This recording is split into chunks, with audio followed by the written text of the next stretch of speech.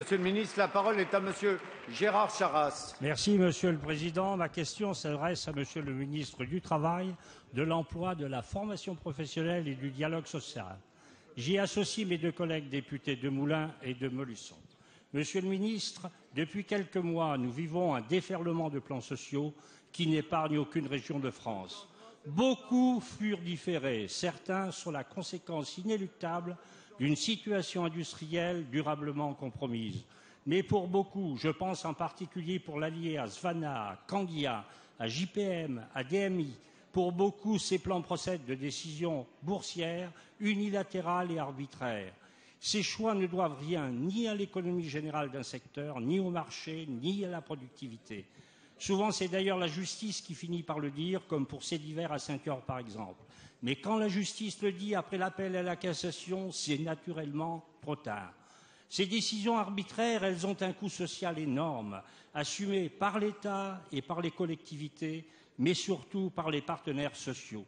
C'est la logique d'assurance. Mais en matière d'assurance, lorsque vous avez un comportement à risque, on vous inflige un malus. Mais lorsque vous provoquez délibérément des accidents, on finit par vous faire payer les dégâts.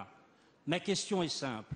Est-ce qu'un jour nous arriverons à faire payer le coût social de ces décisions abusives de fermeture d'usines à ceux qui les prennent?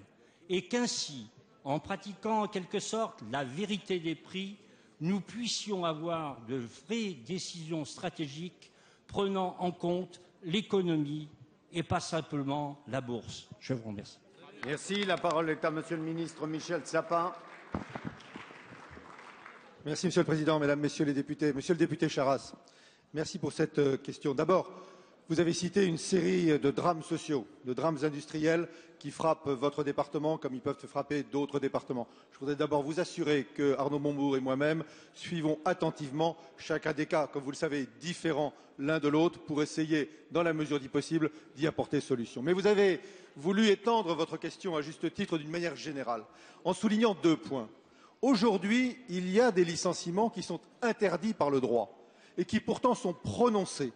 Simplement, c'est 2 ans, 3 ans, 4 ans, parfois 10 ans après que la justice intervient, annule ces licenciements. Mais qu'est-ce qu'il en est pour ces salariés qui ont demandé justice et à qui justice est rendue 10 ans après, sans qu'ils puissent bien entendu retrouver leur emploi?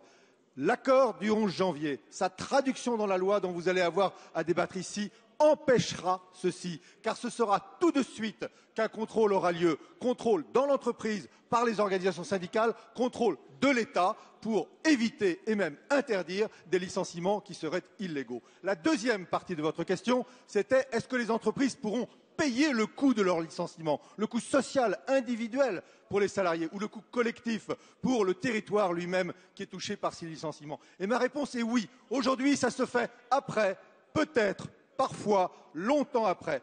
Demain, avec cette loi qui va être examinée ici, ce sera tout de suite que les partenaires sociaux ou l'État pourra faire payer le prix collectif de ces licenciements. Et peut-être ceci permettra-t-il enfin d'éviter que des licenciements de caractère purement boursier soient décidés parce que le coût aura été supérieur pour l'entreprise aux gains éventuellement attendus par cette entreprise. Oui, cette loi, ce projet de loi qui vous sera proposé dans quelques jours est un projet de loi progressiste qui va dans l'intérêt des entreprises et des salariés. Merci, Monsieur le ministre. La séance des questions au gouvernement est terminée. La séance est suspendue pour 15 minutes.